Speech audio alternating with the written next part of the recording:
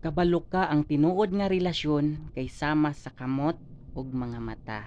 Kay kung masakitan pag maayo ang kamot, dayon pong mohilak ang mga mata. Apan paghilak sa mata, dayon po dayong trapuhan sa atong mga kamot. Nindot kayo no nga pahinumdom nga ang tinuod nga gugma konektado sa matag usa. Dili sa ingon nga magsalig na lang ta og magdahom na lang ta kanunay nga higugmaon og ampingan sa atong mga hinigugma. Maong kung unsa ang gusto nato nga masinati, ato pong mapabati sa relasyon man sa atong pamilya o sa panaghigala. Kinahanglan bati nato ang matag usa.